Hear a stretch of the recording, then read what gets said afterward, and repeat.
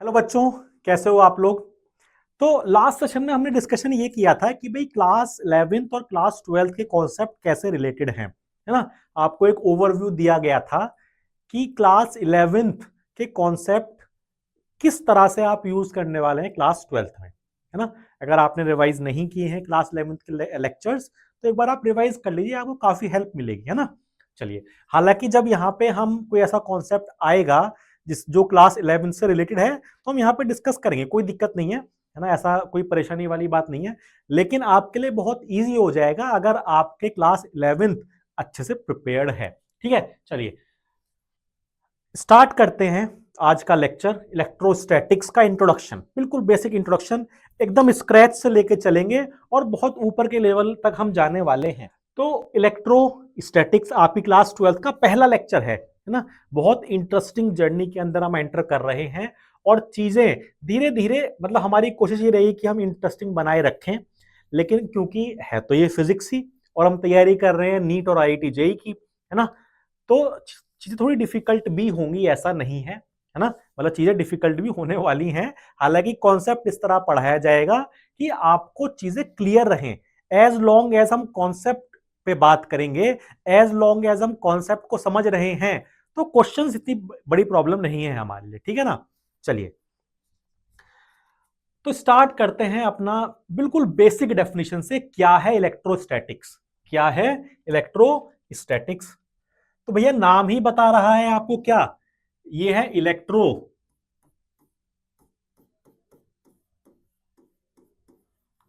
Plus statics, electro plus statics. अब electro का general meaning तो होता है इलेक्ट्रिसिटी से रिलेटेड अगर हम कुछ बात कर रहे हैं, लेकिन इलेक्ट्रिसिटी कैसे रिलेटेड है भाई, चार्ज से। अगर चार्ज मूव करेगा तभी करंट फ्लो करेगा, है नहीं। तो बेसिकली हम ये बोल सकते हैं कि जब हम इलेक्ट्रिसिटी की बात, इलेक्ट्रो की बात कर रहे हैं तो हम चार्ज की बात कर रहे हैं।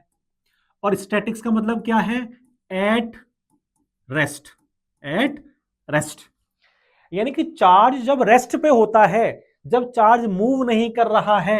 अगर मेरे पास ये चार्ज है ना, कुछ भी चार्ज है, अभी क्यों लिख देते हैं हम इसे, ये चार्ज रेस्ट पे है, एट रेस्ट, ये मूव नहीं कर रहा है ना। अगर मूव नहीं कर रहा है तो uniform motion non uniform motion की बात ही खत्म हो जाती है। ये मूव ही नहीं कर रहा है, एट रेस्ट पे है ये। और अगर एट रेस्ट पे है, जब एक चार्ज रेस्ट पे होता है तो वो कैसे बिहेव करता है, वो कितना, अगर कोई और चार्ज आप यहां ले आओगे तो उस पर कितना फोर्स लगाएगा, इसके आसपास कितना फील्ड होगा, अगर इस चार्ज की अपनी इलेक्ट्रिक पोटेंशियल एनर्जी कितनी होगी। बेसिकली इस चार्ज के बारे में हम स्टडी करने वाले हैं, इसके इफेक्ट्स को, इसके इसकी वजह से जो आसपास चीजें हो रही होंगी उसके बारे में। तो जब भी आप एक चार्ज एट रेस्ट की स्टडी करते हो उसे हम क्या बोलते हैं, इलेक्ट्रोस्टैटिक्स। यानी कि यहां पे भूल जाइए कि चार्ज मूव करेगा अगले 2 चैप्टर के लिए, है ना।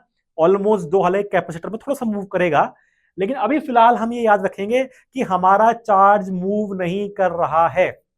बात समझ में आ गई। नेक्स्ट करीब करीब 10 लेक्चर तक आप ये भूल जाइए कि चार्ज आपका मूव करेगा, ये नहीं करने वाला, ये रेस्ट पे रहेगा। अब जो भी कुछ होगा, जो भी हम पढ़ने वाले हैं वो इसके लिए पढ़ने वाले हैं। बात समझ में आ गई। तो whenever we study the charge at rest, क्या लिखा हुआ है, डेफिनेशंस हमारी लिखी हुई हैं। हम कॉन्सेप्ट की बात करेंगे, आपको कॉन्सेप्ट समझ में आना चाहिए। डेफिनेशंस तो आपको ये हर बुक में मिल जाएगी, डेफिनेशन आपको देना इतनी बड़ी चीज नहीं है, इसलिए वो ऑलरेडी लिखी हुई है। क्या लिखी हुई है कि when we deal with the study of forces, field and potential arising due to static charge, static मतलब एट रेस्ट। जब भी हम, अगर कोई चार्ज रेस्ट पे है तो वो कितना फोर्स बनाएगा, कितना फोर्स लगाएगा किसी और चार्ज पे, कितना उसका फील्ड होगा, कितना उसका पोटेंशियल होगा, जब हम इसके बारे में बात करते हैं तो उस पूरी ब्रांच का नाम क्या है, इलेक्ट्रोस्टैटिक्स, है ना। Electrostatic charge at rest, charge rest पे ही रहेगा, उसकी बात हो रही है। ठीक है, चलिए अब देखिए इलेक्ट्रिक चार्ज, तो चार्ज क्या है, बड़ा डिफिकल्ट सा क्वेश्चन है ये, है ना। चार्ज क्या है। अब मैं आपसे अब आप मेरे से पूछो सर फिजिकल सिग्निफिकेंस, फिजिकल मतलब बताओ आप चार्ज क्या है ना? तो मैं कहूंगा अच्छा बताओ मास क्या है। तो मास तो इंट्रिंसिक प्रॉपर्टी ऑफ मैटर है ना।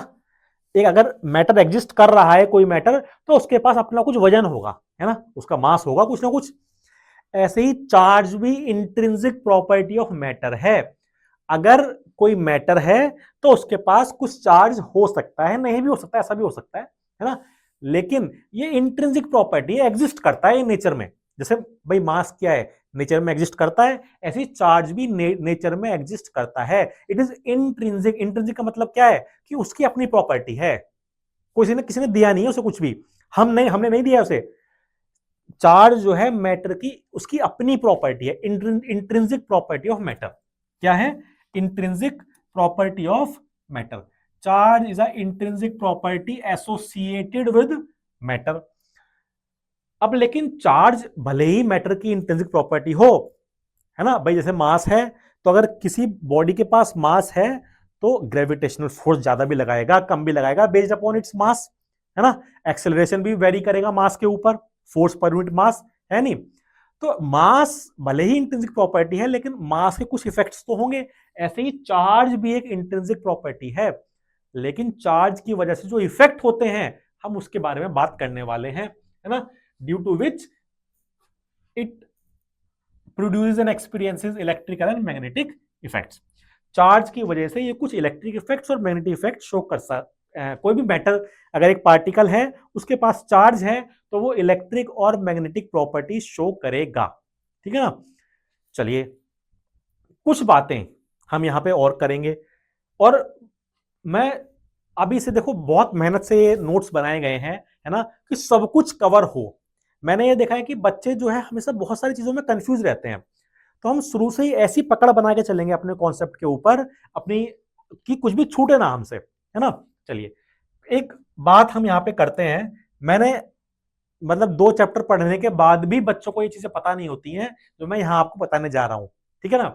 लेकिन क्योंकि बिल्कुल क्लियर होना चाहिए ये, हालांकि ये चीजें रिपीट होंगी आगे जाके, लेकिन अभी भी आपको ये पता होनी चाहिए। तो क्या है, मान लीजिए अगर एक चार्ज है, electrical charge at rest, charge at rest, अगर कोई ऐसा चार्ज जो रखा हुआ है वो मूव नहीं कर रहा है, तो वो क्या प्रोड्यूस करने वाला है? प्रोड्यूसेस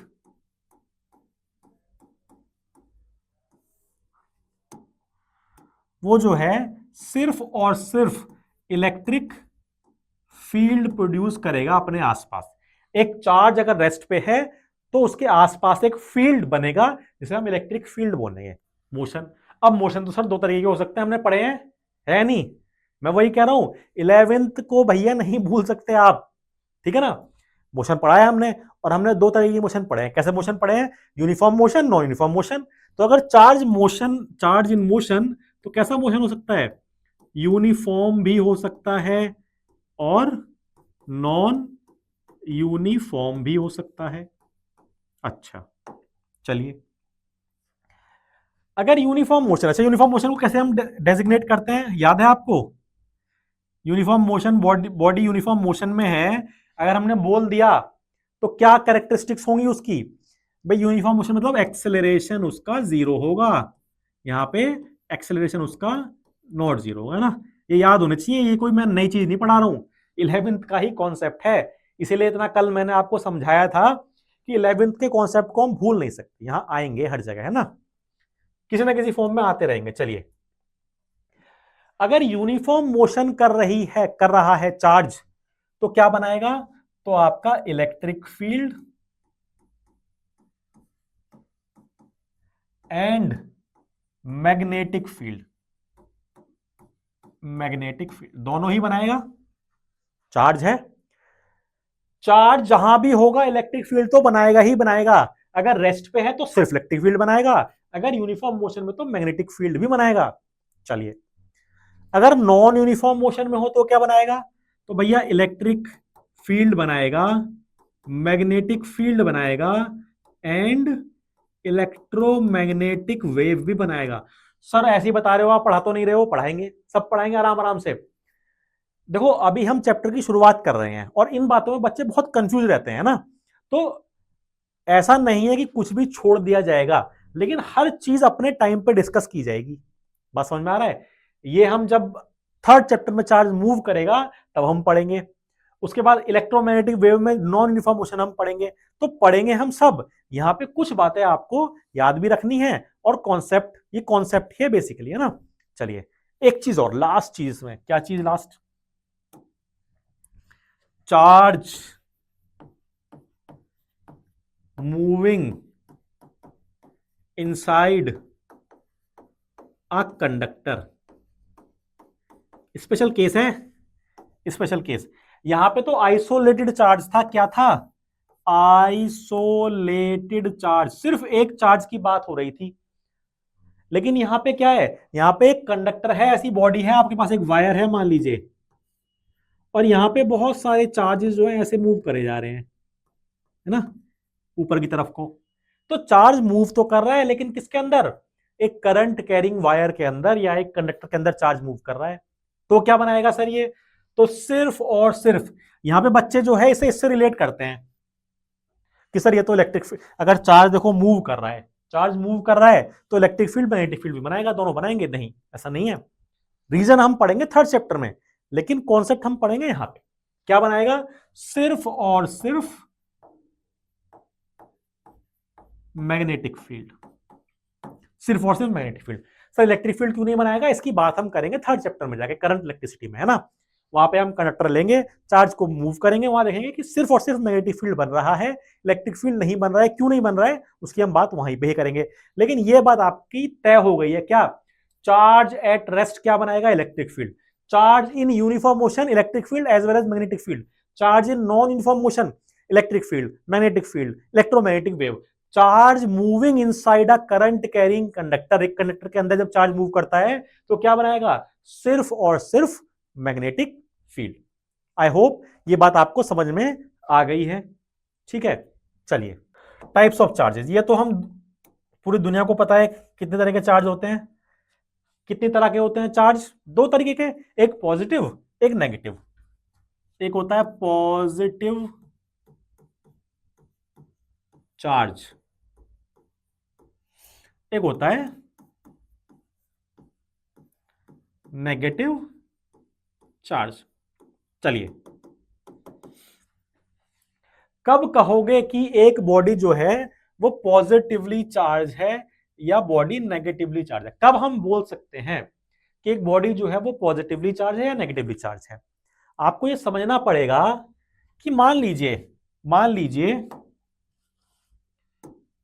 कि आपके पास एक बॉडी तो ये है, बॉडी 1, और एक बॉडी आपके पास ये है, मान लीजिए बॉडी 2। अभी फिलहाल फिलहाल जो है नंबर ऑफ भाई एक अगर बॉडी है तो उसके अंदर भाई एटम होंगे, एटम में पॉजिटिव चार्ज नेगेटिव चार्ज दोनों होंगे, है ना। तो अभी जितने पॉजिटिव चार्ज हैं, मान लीजिए 1 2 3 4, इसमें जितने नंबर ऑफ पॉजिटिव चार्ज हैं, ये देखिए अगर 4 पॉजिटिव है तो 4 नेगेटिव है, तो कैसी बॉडी है? Neutral.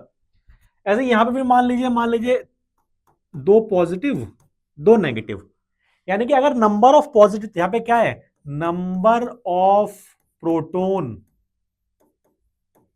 Is equals to number of electron.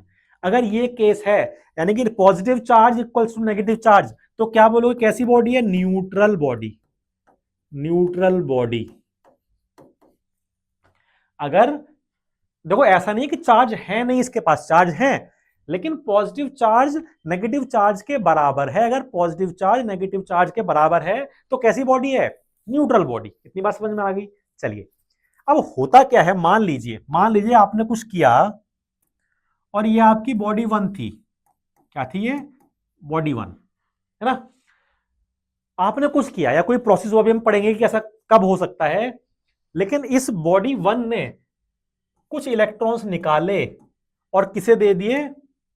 Body 2 को, बॉडी 2 को। मान लीजिए एक इलेक्ट्रॉन जो है इसने निकाल दिया यहां पे, तो अब क्या रहा यहां पे? अब क्या रहा? भाई अगर मान लीजिए यहां से एक इलेक्ट्रॉन निकल गया तो एक प्लस चार्ज यानी कि पॉजिटिव चार्ज बच गया इसके पास। अब हम ये आगे पढ़ने वाले हैं कि ये प्लस चार्ज एक्सिस चार्ज कभी बॉडी के अंदर तो रहेगा नहीं, तो क्या होगा, ये जो देखो एक नेगेटिव गया यहां से तो एक पॉजिटिव बच गया, वो पॉजिटिव बाहर आ जाएगा, बाकी ये सब ऐसे ही रहेगा। तीन ये अंदर ही है, एक निकल गया है, इस वाला मान लीजिए नेगेटिव निकल गया तो पॉजिटिव बाहर आ गया, नेगेटिव कहां गया, नेगेटिव यहां आ जाएगा। तो इसके पास क्या था, प्लस माइनस प्लस माइनस। अब जो एक नेगेटिव यहां से निकला वो यहां आ गया, अब नेगेटिव यहां पर एक्सिस हो गया इन नेगेटिव एक्सिस। एक्सिस चार्ज अंदर नहीं रह सकता, ध्यान रखें इस बात को, एक्सिस चार्ज बॉडी के अंदर नहीं रह सकता। सर ऐसा क्यों बोल रहे हो, समझाऊंगा, आराम से समझाऊंगा, टेंशन मत लो, है ना। लेकिन बात एक कंडक्टर के अंदर एक्सिस चार्ज नहीं रह सकता, तो कहां आ जाएगा, यहां नेगेटिव आ जाएगा। अब क्या आपको दिख रहा है कि यहां पे प्रोटॉन यानी कि पॉजिटिव चार्ज ज्यादा हो गए हैं, नेगेटिव कम है, तो क्या मैं लिख दूं यहां पे, number of protons is greater than number of electron. भाई प्रोटॉन ज्यादा हो गए या नहीं, तो ये चार्ज, ये कैसी होगी, ये positively charge body, positively charge body हो गई है ये।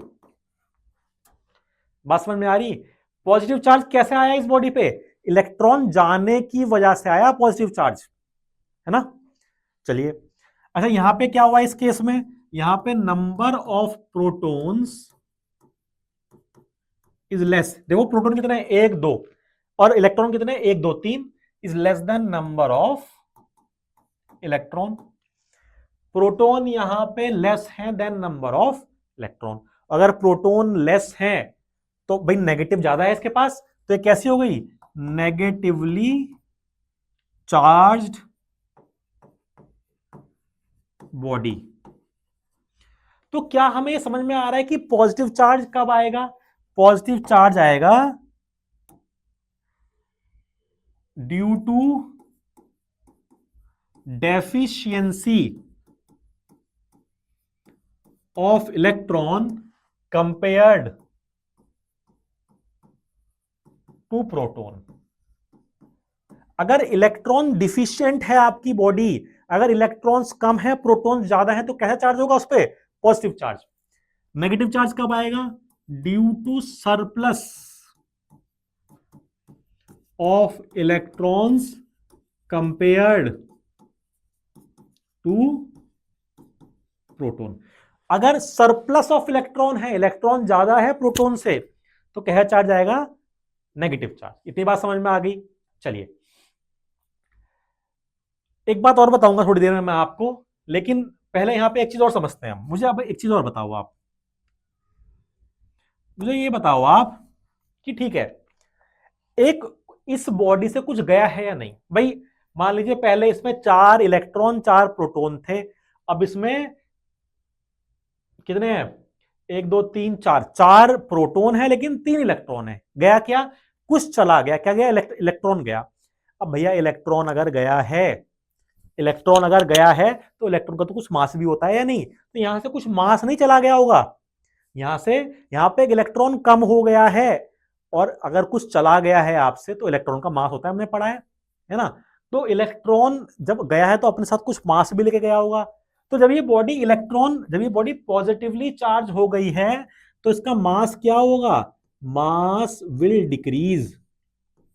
जब भी बॉडी पॉजिटिवली चार्ज होती है पहले के मुकाबले, तो उसका मास क्या होता है, डिक्रीज। क्यों, क्योंकि पॉजिटिव चार्ज कैसे हुई है, कुछ इलेक्ट्रॉन गया या नहीं गया, तभी तो पॉजिटिव चार्ज हुई, ठीक है ना। चलिए यहां पे देखिए, यहां पे पहले 2 प्रोटॉन 2 इलेक्ट्रॉन थे, अब क्या हो गए, 2 प्रोटॉन 3 इलेक्ट्रॉन, एक इलेक्ट्रॉन आ गया है, तो आ गया है तो अपने साथ कुछ मास लेके आया होगा, तो इसका मास क्या हुआ, इंक्रीज हो गया, तो यहां पे क्या हुआ, मास इंक्रीजेस, मास इंक्रीजेस। ठीक है, इतनी बात समझ में आ गई। बहुत जरूरी बातें हैं ये, है ना। यही कॉन्सेप्ट में बच्चे उलझे रहते हैं, समझ में नहीं आता क्या हो रहा है। चलिए, तो a body is said to be electrified or charge when it gains or loses one or more electron. Body कब चार्ज होगी, जब कुछ इलेक्ट्रॉन, भाई नॉर्मली बॉडी न्यूट्रल होती है ना, अगर कुछ इलेक्ट्रॉन चले जाएंगे तो पॉजिटिव चार्ज हो गई, कुछ इलेक्ट्रॉन आ गए उसके पास तो नेगेटिव चार्ज हो गई, ठीक है ना। अब बहुत लास्ट कॉन्सेप्ट इस पेज के लिए, लेकिन बहुत जरूरी कॉन्सेप्ट, हम आगे पढ़ने भी वाले हैं, लेकिन मैं यहीं पे कुछ कहने वाला हूं आपसे, ठीक है। मुझे बताइए एक बात, अगर मैं इस सिस्टम की बात करूं, इसे मैं सिस्टम ले लूं, ये सिस्टम है मेरा ना, फिर वही बात 11th में आपने सिस्टम पढ़ा है नहीं? सिस्टम, सिस्टम क्या होता है? बस अब मैं इस चीज को ऑब्जर्व करने वाला हूं, बाकी दुनिया जहां में क्या हो रहा है मुझे उससे कुछ मतलब नहीं है। ये मेरा सिस्टम है, इसके बाहर क्या है मुझे कोई मतलब नहीं है, ठीक है। चलिए, इस सिस्टम के पास इस टाइम, इस सिस्टम के पास इस टाइम कितने प्रोटॉन है? 1 2 3 4 5 6, 6 प्रोटॉन है। अच्छा, इलेक्ट्रॉन कितने हैं? 6 ही हैं सर, 6 इलेक्ट्रॉन। ये बात समझ में आ गई? ठीक है। अब कुछ गया कुछ आया, यहां से कुछ इलेक्ट्रॉन गए, कुछ, ठीक है, जो भी कुछ हुआ, लेकिन सिस्टम तो मेरा अभी वही है ना, सिस्टम तो मेरा अभी भी वही है, यही दोनों है सिस्टम, ठीक है ना। फिर काउंट करते हैं एक बार, कितने प्रोटॉन है? 1 2 3 4 5 6, 6 प्रोटॉन है। कितने इलेक्ट्रॉन है? 6 प्रोटॉन है ना भाई, 1 2 3 4 5 6। इलेक्ट्रॉन कितने हैं? 1 2 3 4 5 6, 6 इलेक्ट्रॉन। क्या पता लग, क्या समझ में आया इस बात से? देखिए, एक, अगर मैं एक सिस्टम की बात करूं, आइसोलेटेड सिस्टम की, यानी कि फॉर आइसोलेटेड सिस्टम, ये वर्ड अगर आपके लिए नया है, आइसोलेटेड सिस्टम, मतलब आपने 11th थोड़ा सा थर्मोडायनेमिक्स जो है अच्छे से नहीं पढ़ी है ना, क्योंकि ये वर्ड वहां पे स्पेसिफिकली हम open system, close system, isolated system की हम बात करता है। आइसोलेटेड सिस्टम वो सिस्टम होता है जो सराउंडिंग से इंटरेक्ट नहीं करता, इसके अंदर ही अंदर कुछ हो सकता है, बाहर से इसका कोई मतलब है ही नहीं, ठीक है ना। अगर आपके पास एक आइसोलेटेड सिस्टम है, तो सिस्टम के पास पहले 6 प्रोटॉन 6 इलेक्ट्रॉन थे। अब ये सिस्टम सराउंडिंग से तो कुछ कर ही नहीं सकता, मतलब सराउंडिंग को ना कुछ दे सकता, यानी कि इस सिस्टम से बाहर कुछ नहीं जा सकता, ना अंदर आ सकता। तो फिर इसके नंबर आपस में ये कुछ भी कर लें, लेकिन इस सिस्टम के पास 6 प्रोटॉन 6 इलेक्ट्रॉन ही रहेंगे। तो क्या मैं ऐसा बोल सकता हूं कि चार्ज इज कंजर्व्ड? जितना चार्ज पहले था सिस्टम के पास, उतना ही चार्ज बाद में भी रहेगा सिस्टम के पास।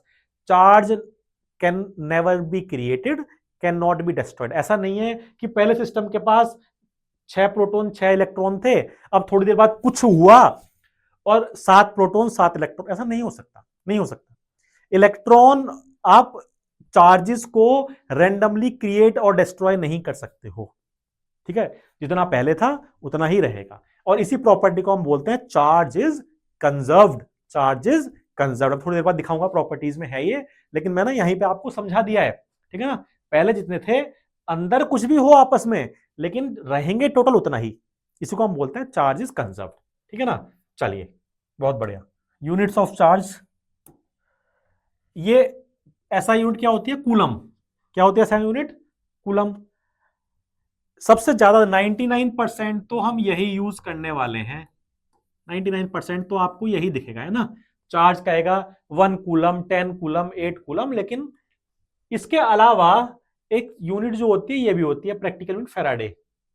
सीजीएस यूनिट पूछ ले अगर एग्जाम में, यूज तो नहीं करेंगे हम क्वेश्चन के अंदर, पूछ ले तो ये भी आपको पता होनी चाहिए, Franklin.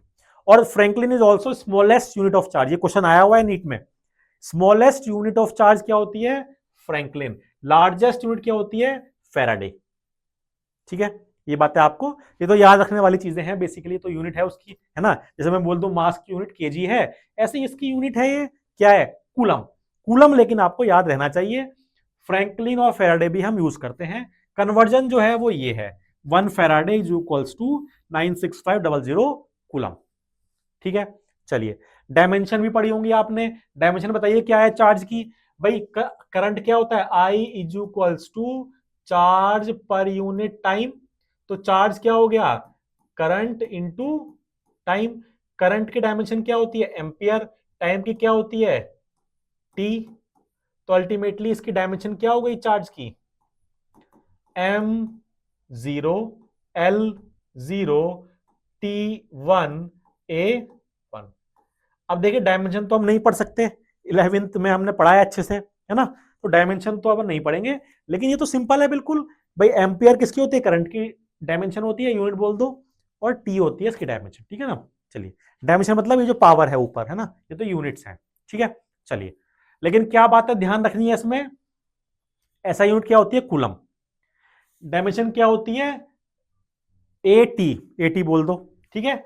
Smallest unit of charge Franklin, largest unit of charge Faraday. इतनी बात समझ में आ गई।